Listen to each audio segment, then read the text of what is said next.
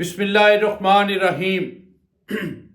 میں ہوں ارشد لودھی اور آپ دیکھ رہے ہیں میرا یوٹیوب چینل ارشد لودھی کم دیاں گلاں۔ تو دوستو، آج دل چاہا کہ زارا قتل کیس جو کہ پچھلے تقریباً 1.5 مہینے سے ہر بندہ اس پہ ریسرچ کر رہا ہے، ویڈیو بنا رہا ہے، اس کی ایک تفصیلی ویڈیو بنائی جائے، تو کہ وہ سارے لوگ جن کو ابھی تک شاید زارا کیس کے متعلق انفارمیشن نہیں یا صحیح انفارمیشن ان کے پاس نہیں پہنچی، تو میری کوشش ہوتی ہے کہ کلیئر ہر بات جو ہے ان تک پہنچ جائے۔ تو اس سلسلے میں آج میں اس کیس پہ 10 نومبر جس دن زارا قتل ہوئی اس دن سے لے کے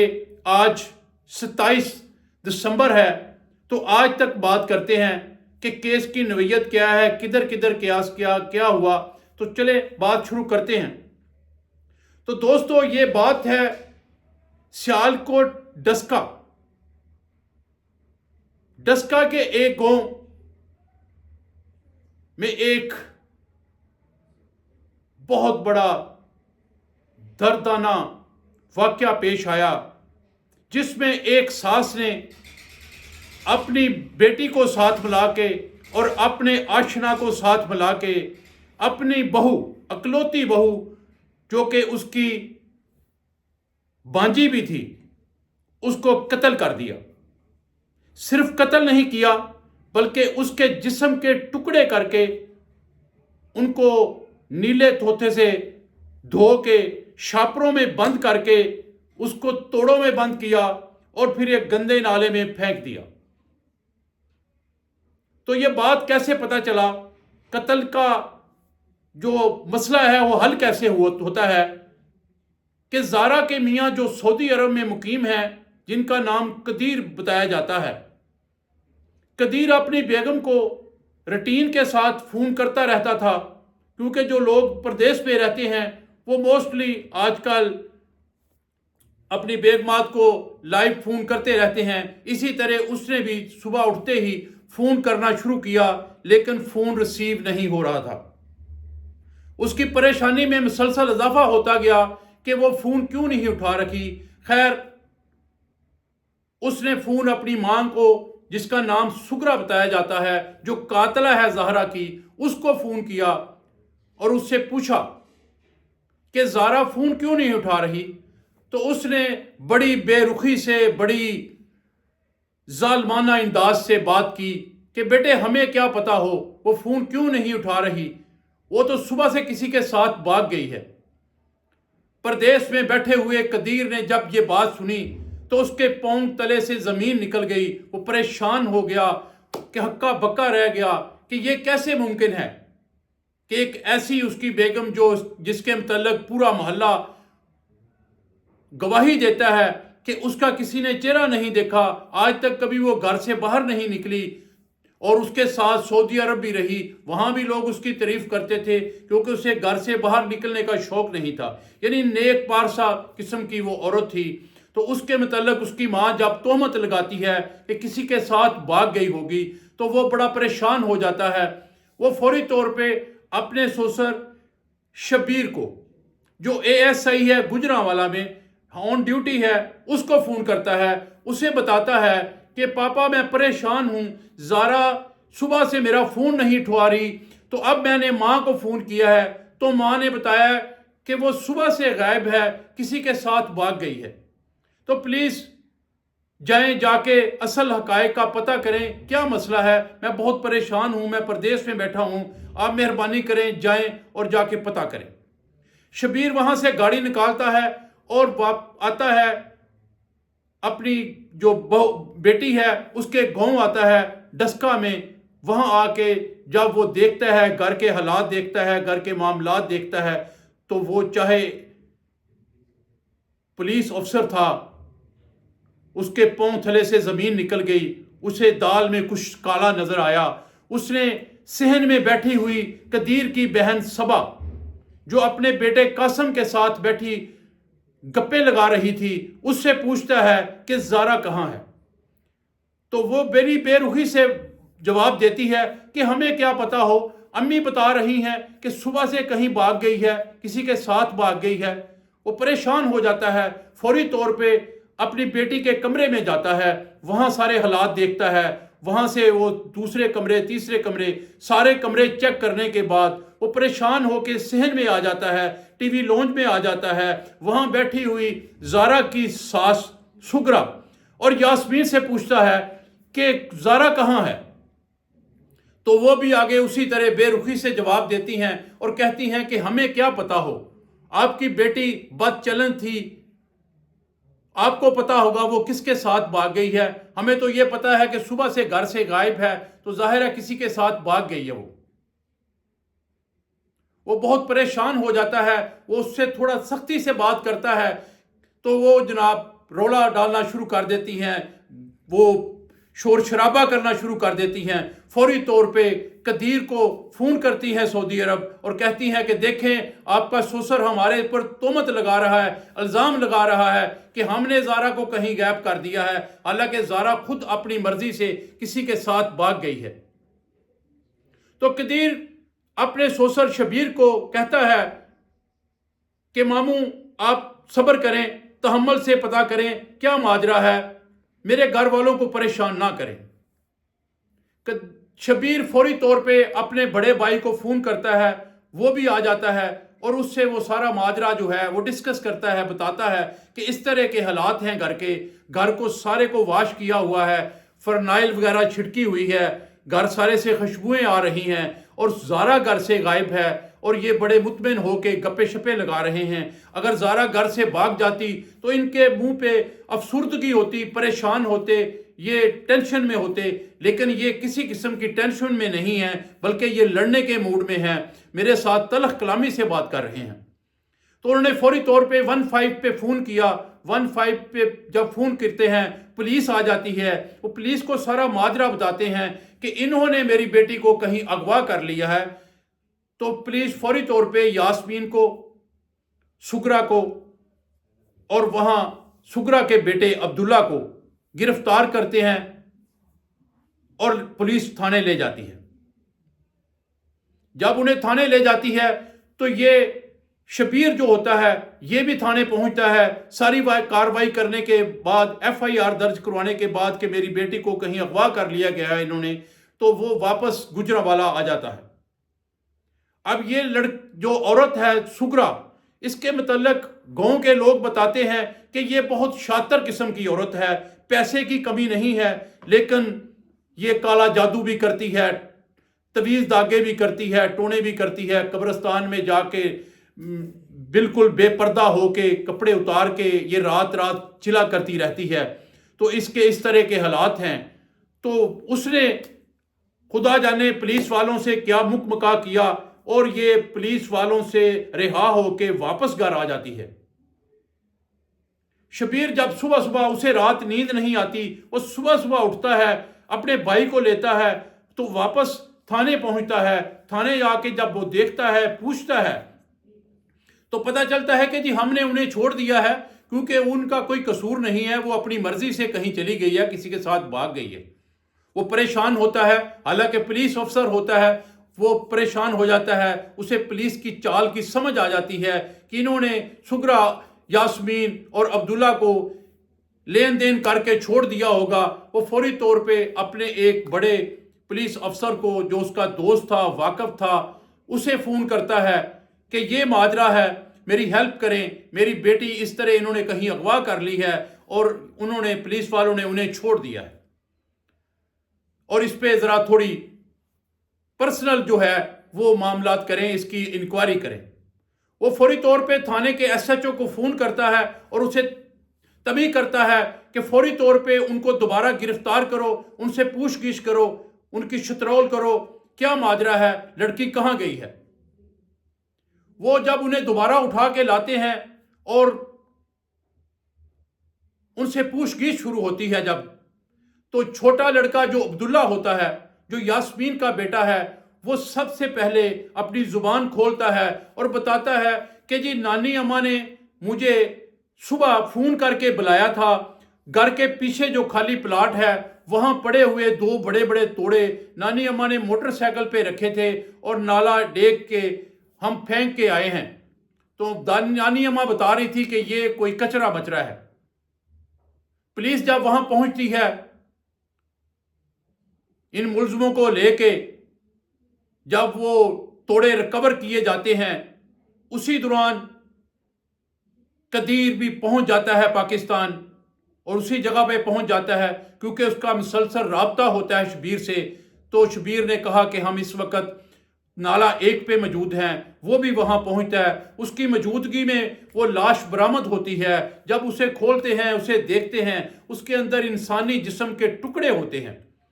वो सारे हक्के पक्के रह जाते हैं, परेशान हो जाते हैं कि ये सफाक औरत ने क्या कर दिया है।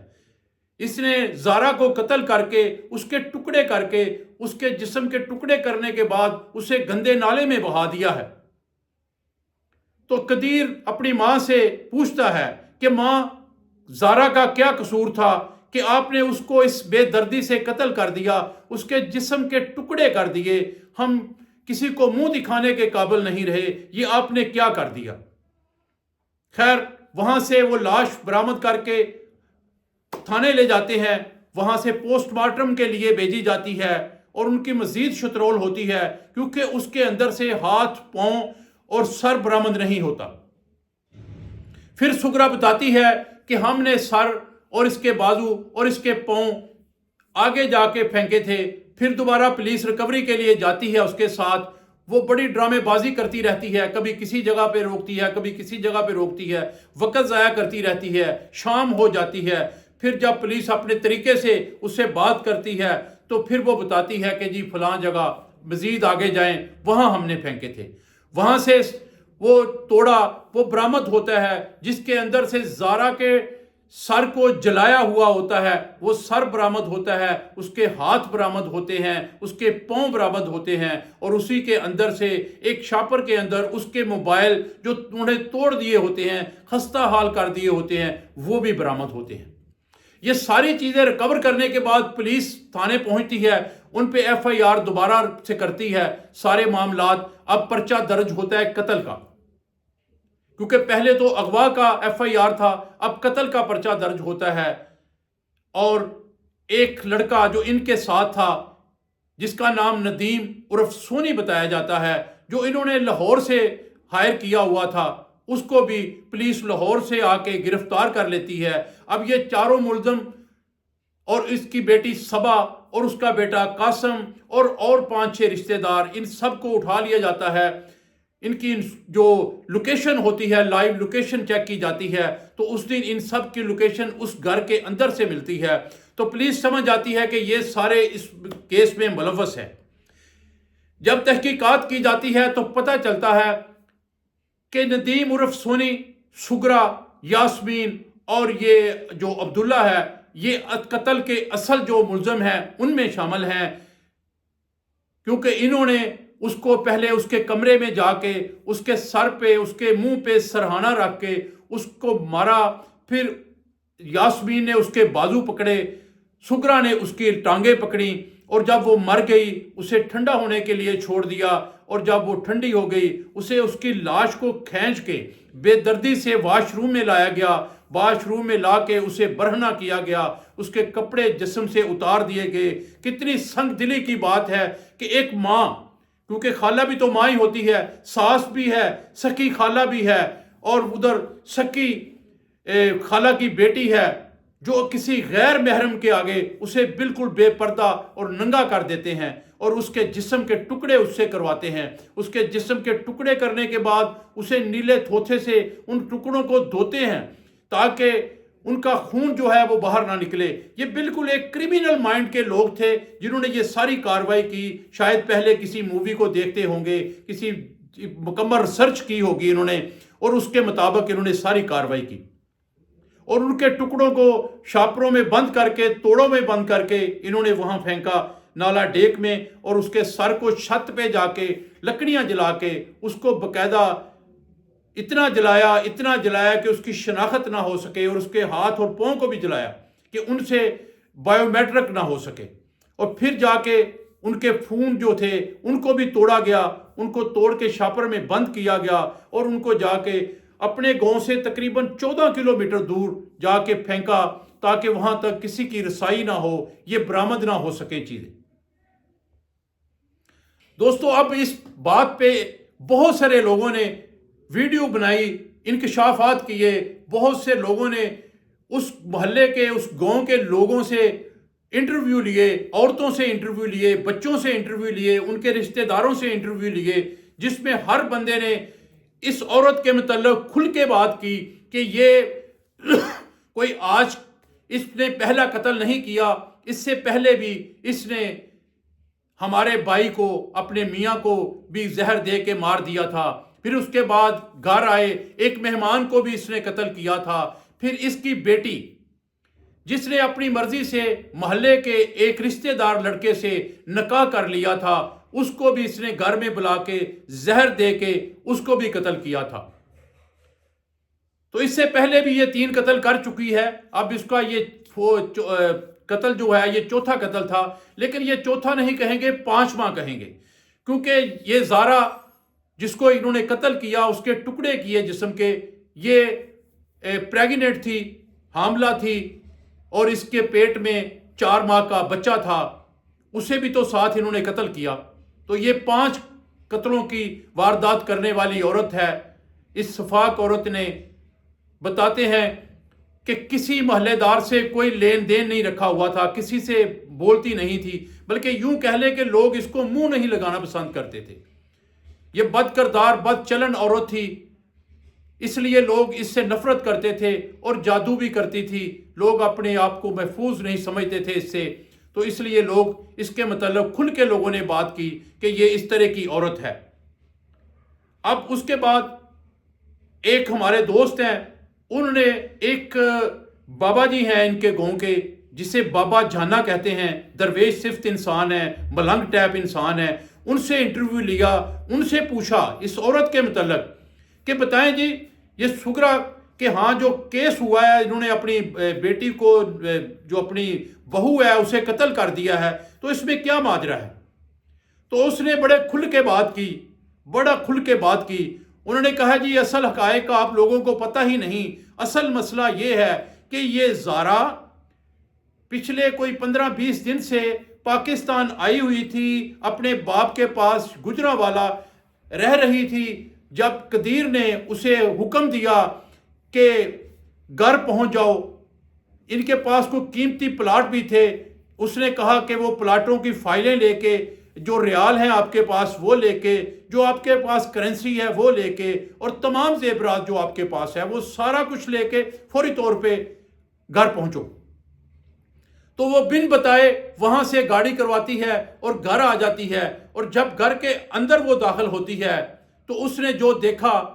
وہ دیکھ کے اس کے پاؤں کے نیچے سے زمین نکل گئی۔ وہ بابا جانا بتاتا ہے کہ زارا نے وہ دیکھ لیا جو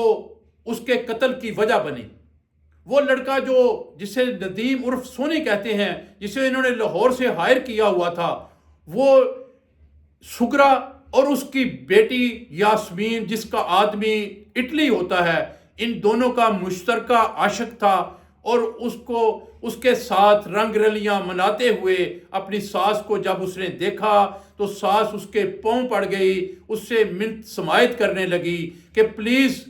زارا یہ بات کسی کو نہ بتانا، کیونکہ ہماری عزت اور بےزتی کا سوال ہے، اگر اس کا راز کھل گیا، اس بات کا کسی کو پتہ چل گیا تو ہم کسی کو منہ دکھانے کے قابل نہیں رہیں گے، پلیز۔ زارا اس وقت اپنے ہوش و حواس کھو بیٹھی تھی، وہ اپنی خالہ کو جس کو وہ بڑا پارسا سمجھتی تھی، نیک سمجھتی تھی، اس کو اس حالت میں دیکھ کے وہ پریشان تھی، اس نے کچھ نہیں کہا، خاموش ہو گئی، نہ اس نے ہاں میں جواب دیا نہ اس نے نہ میں جواب دیا۔ تو اس کی خاموشی جو تھی وہ سگرا کو اندر ہی اندر سے کھائے جا رہی تھی۔ پھر اس نے یاسمین کو بلایا، اس سے بات کی کہ اس طرح زارا نے مجھے دیکھ لیا ہے، اب سگرا کی جو بیٹی ہے یاسمین، جو اس کی ہم نوالا ہے، ہم خیال ہے، ہم راز ہے، وہ بھی اسی لڑکے کے ساتھ عشق کرتی ہے، وہ بھی اس کے ساتھ رنگ ریلیاں مناتی ہے، تو وہ بھی زارا کو سمجھاتی ہے، اسے فورس کرتی ہے کہ خبردار آپ نے یہ بات کسی سے کی، قدیر سے بھی نہیں کرنی، باہر بھی کسی سے نہیں کرنی، یہ مسئلہ آپ نے جو دیکھا ہے آپ کو غلط فہمی ہوئی ہے، ایسا کچھ بھی نہیں تھا، آپ کو غلط فہمی ہوئی ہے، تو خبردار یہ بات کسی سے نہیں کرنی، اگر آپ نے دیکھ بھی لیا ہے تو یہ بات کسی سے کرو گی ہمارے خاندان کی بےزتی ہوگی، ہمارے گھر کی بےزتی ہوگی، اور ہم کسی کو منہ دکھانے کے قابل نہیں رہوں گے، پلیز خدارا یہ بات کسی سے آپ نے نہیں کرنی۔ زارا اس کے سامنے بھی خاموش رہتی ہے، نہ اس کو ہاں میں جواب دیتی ہے نہ جاں میں جواب دیتی ہے۔ اب ان دونوں ماں بیٹی کی پریشانی بڑھتی جاتی ہے کہ یہ جس دن بھی اپنا منہ کھولے گی ہمارے لیے یہ مرنے کا مقام ہوگا، جب ہمارے بیٹے کو، ہمارے بھائی کو یا لوگوں کو پتہ چلے گا کہ یہ اس طرح کی عورتیں ہیں، یہ بد کردار ہیں، بد چلن ہیں، تو ہماری جو تھوڑی بہت عزت بچی ہوئی ہے وہ خاک میں مل جائے گی۔ پھر انہوں نے کیا کیا،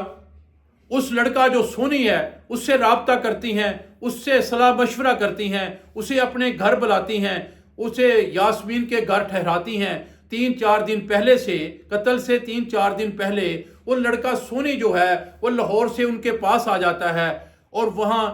ان کی میٹنگ ہوتی ہے،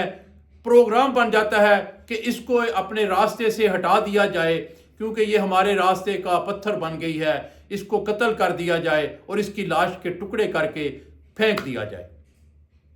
پھر انہوں نے اپنی جو ساری ان کی پلاننگ تھی اس کے تحت بازار جاتے ہیں، وہاں سے چھریاں، ٹوکے، کلہاڑیاں وغیرہ اوزار خریدتے ہیں جس سے اسے قتل کیا گیا، اور وہ لے کے سیدھے یاسمین کے گھر آتے ہیں، یاسمین کے گھر ان اوزاروں کو محفوظ کر لیتے ہیں۔ اب پروگرام بناتے ہیں کہ اس کو قتل کرنا ہے، پروگرام ان کا بنا کہ جمعے کے دن رات اسے قتل کر دیں گے، لیکن پھر انہوں نے مشورہ کیا کہ جمعے کے دن جب ہم قتل کریں گے، ہفتے کے دن لوگ اپنے بچوں کو اسکول چھوڑنے، لوگ اپنے کاروبار میں جانے کے لیے صبح صبح جاتے ہیں، ہم لاش کو ٹھکانے نہیں لگا سکیں گے۔ پھر انہوں نے کیا کیا، پھر انہوں نے پروگرام بنایا کہ ہفتے کی رات اسے قتل کریں گے، اتوار کی صبح صبح جب لوگ سوئے ہوں گے اس کی لاش کو ٹھکانے لگا دیں گے اور کسی کو پتہ بھی نہیں چلے گا، اور باہر جو لوگوں میں افواہ پھیلا دیں گے کہ وہ کسی کے ساتھ بھاگ گئی ہے، اور انہوں نے ایسا ہی کیا۔ اب جب ان کی انکوائری ہوتی ہے، پولیس ان سے پوچھ گچھ کرتی ہے، تو یہ ساری باتیں تو وہ مان گئے ہیں کہ ہم نے قتل کیا ہے۔ اب اس پہ انہوں نے مختلف جو ہیں ہیل حجت سے کام لے رہے ہیں، کبھی کہتے ہیں جی کہ یہ میرے راستے کا کانٹا بن گئی تھی، میرے بیٹے کو اپنے عشق میں اس نے قید کر لیا تھا، میرا بیٹا مجھے فون نہیں کرتا تھا، وہ اسی سے باتیں کرتا رہتا تھا۔ کبھی کہتی ہے کہ جی ہمارا ایک شادی حال ہے، اس کی ساری کمائی وہ زارا کو دے دیتا تھا، مجھے اس چیز کا دکھ تھا، میں ایک گھر میں مطلب ایک چدرانی ٹائپ عورت تھی، میرے حکم چلتا تھا، جب سے یہ لڑکی میرے گھر آئی میرا حکم چلنا بند ہو گیا، میں اپنے آپ کو ڈی گریڈ سمجھنا شروع ہو گئی تھی کہ ہر بات جو ہے وہ زارا سے شیئر کرتا تھا، اکاؤنٹ زارا کے پیسے آتے تھے، جو میرے میاں کا کاروبار تھا سعودی عرب میں، جو میرا بیٹا قدیر اب اسے ہینڈل کرتا ہے، اس کے سارے پیسے بھی وہ سارے کے سارے پیسے زارا کو بھیج دیتا ہے، تو مجھے صرف 50-60 ہزار 70 ہزار مہینہ بھیجتا ہے، تو مجھے اس چیز کا رنج تھا، اس لیے میں نے اسے قتل کیا ہے۔ کیونکہ اصل حقائق جو ہیں وہ تو بڑے خوفناک ہیں نا، جو میں نے آپ کو بتایا کہ اصل مسئلہ تو یہ تھا کہ زارا نے انہیں اس حالت میں دیکھ لیا تھا جس کی بنا پہ انہوں نے اسے قتل کیا، لیکن وہ بات کو گبا فرا کے کلیئر کرتی ہے۔ خیر پولیس نے اپنی ویریفیکیشن مکمل کی، پتہ چل گیا کہ قتل انہوں نے کیا ہے۔ اب وجہ جاننے کے لیے تو ظاہر ہے بہت سارے پتہ چل جائیں گے۔ پھر ان کو جوڈیشن کر دیا گیا، 14 دن کے لیے جیل بھیج دیا گیا تھا۔ لاش کو پوسٹ مارٹم کے لیے، اس کی فزیکل رپورٹ کے لیے، اس کے موبائلوں کو، اس کے ڈیٹا کو نکالنے کے لیے، ریکور کرنے کے لیے اور باقی سارے معاملات کے لیے مختلف جو لیبارٹریز ہوتی ہیں ان میں بھیج دیا گیا ہے۔ میرا خیال ہے آج کل میں وہ سارا جو معاملات ہے کھل کے سامنے آ جائے گا، جب وہ سارے جو ان کی رپورٹیں ہیں، ان کے ٹیسٹ رپورٹیں ہیں، ان کے NDC سارا کچھ جو ہے وہ آ جائیں گے، تو پھر اس کے بعد پتہ چلے گا، پھر ان کے اوپر فرد جرم عائد ہوگی اور ان کو عدالت میں پیش کیا جائے گا۔ لیکن یہ صفاق اور بد کردار عورت اور یہ اتنے شاطر قسم کے جو قاتل ہیں، ہو سکتا ہے جج صاحب کے سامنے عدالت میں یہ اب اس قتل سے بالکل مکر جائیں کہ ہم نے تو قتل کیا ہی نہیں جی، ہم پہ تو بہتان ہے۔ تو پھر یہ کیس کدھر جاتا ہے، اس کا فیصلہ کچھ دن میں ہونا باقی ہے۔ لیکن اس وقت تک جو باتیں میں نے آپ کو بتائی ہیں وہ بالکل سچ پہ مبنی ہیں۔ زارا حاملہ بھی تھی، زارا کے پیسے بھی تھے، ریال بھی تھے، کرنسی بھی تھی، وہ سارا کچھ ایک جگہ پہ انہوں نے اپنے گھر کے اندر ایک سیف الماری بنائی ہوئی تھی، اس میں رکھا ہوا تھا۔ ہاں، ایک بات اور ذہن میں رکھیے گا، قدیر جتنا اس کا شادی حال کی انکم آتی تھی، اس سارے کے سارے کو اس الماری میں جو ایک خفیہ انہوں نے لاکر بنایا ہوا تھا اس کے اندر رکھتے تھے۔ اس میں سے جب یہ اگلے دن جب پولیس انہیں پکڑ کے لے جاتی ہے، اگلے دن جب یہ گھر آتی ہیں تو یہ اس الماری کو پوری رات توڑ کے کاٹ کے گرینڈر چلتی رہتی ہے۔ ہمسائے بتاتے ہیں کہ جی گرینڈر چلنے کی آواز آتی رہی، انہوں نے ساری رات اسے کاٹا اور اس میں سے نکلنے والے پیسے، زیورات، ریال اور اس کا پاسپورٹ جو تھا زارا کا، وہ سارا وہاں سے غائب کر دیا تھا۔ جب قدیر اور اس گھر کو انہوں نے سیل کر دیا، پولیس نے جب اس گھر کو ری سیل کیا گیا، اس کو کھولا گیا، شبیر اور اس کا داماد قدیر اور ان کے کچھ عزیز جب اس گھر میں داخل ہوئے، شبیر نے دیکھا کہ جس دن میں پہلے دن آیا تھا زارا کے کمرے کے حالات اس طرح کے نہیں تھے، اس کی دراز، اس کی الماری کو اس طرح توڑا نہیں گیا تھا، یہ ان کو بعد میں توڑا گیا ہے۔ شک و شبہات پیدا ہو گئے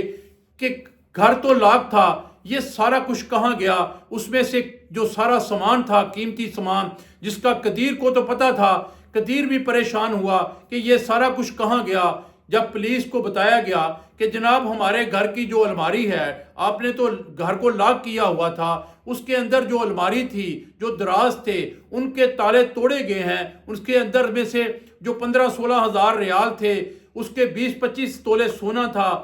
نقدی تھی، اور جو جمع پونجی تھی اس کی جو کروڑوں میں بتاتے ہیں، وہ ساری غائب ہے۔ تو پولیس نے تھوڑی ویریفیکیشن کی تو کیا ہوا؟ صبا کو دوبارہ گرفتار کیا گیا، صبا سے پوچھ گچھ کی گئی تو صبا نے شک ظاہر کیا کہ ہو سکتا ہے یاسمین کے گھر یہ سامان ہو۔ یاسمین کے گھر کو بھی لاک کیا گیا، پھر اسے ری سیل کیا گیا، پھر اس کی تلاشی لی گئی۔ جب اس کی تلاشی لی گئی تو وہ جو اس کا طلائی زیور تھا، اس میں سے کچھ زیور، کچھ ریال اور کچھ نقدی برآمد ہوئی، لیکن باقی کرنسی جو کروڑوں کی شکل میں لاکر کے اندر پڑی ہوئی تھی، وہ ابھی تک برآمد نہیں ہو سکی۔ وہ کس کے پاس ہے؟ کچھ لوگ بتا رہے ہیں کہ وہ صبا کے پاس ہے، کچھ لوگ بتا رہے ہیں کہ انہوں نے کسی اور رشتہ دار کے پاس رکھوا دیے ہوں گے۔ تو یہ معاملات ابھی چل رہے ہیں، پولیس اس پہ تحقیقات کر رہی ہے، دیکھیں وہ کس سے برآمد ہوتے ہیں۔ ظاہر ہے وہ برآمدگی تو اس کی ہونی ہے۔ قدیر اب اپنے گھر واپس آ چکا ہے، اپنے سسر کے گھر سے اپنے گھر واپس آ چکا ہے، اپنے بیٹے کو بھی ساتھ لے کے آ چکا ہے۔ وہ 2.5 سال کا بیٹا جو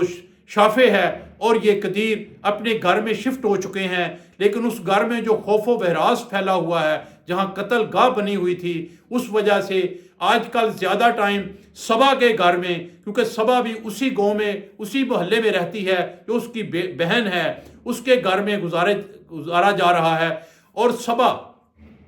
اپنے رشتہ داروں کو، اپنے ماموں، خالہ اور تمام جو رشتہ دار ہیں جو ان کے جو فیور میں بات کر رہے ہیں، ان کو بلا کے قدیر سے ملاقاتیں کروا رہی ہے کہ قدیر کسی طرح اپنی ماں کو، اپنی بہن کو، اپنے بھانجے کو معاف کرنے کے لیے راضی ہو جائے تاکہ وہ قتل سے بری ہو جائیں۔ لیکن ایک بات یہاں آتی ہے کہ قتل جو پرچہ کروایا گیا، اس کا مدعی تو اس کا باپ شبیر ہے، جو خود پولیس افسر ہے۔ وہ کیسے قدیر کے کہنے پہ کیا اس کو معافی مل جائے گی ان ملزموں کو یا نہیں ملے گی، یہ وقت بتائے گا۔ ابھی بہت سارے لوگ مختلف جو باتیں کر رہے ہیں، لیکن اب تک کی جو خاص رپورٹ تھی وہ میں نے آپ لوگوں کے ساتھ شیئر کر دی ہے۔ اس کے بعد جب جسم کے ٹکڑوں کی رپورٹیں آئیں گی، اس کے موبائل کی رپورٹ آئے گی، تو پھر انشاءاللہ تعالی پھر بات کریں گے۔ تب تک اجازت، اللہ حافظ۔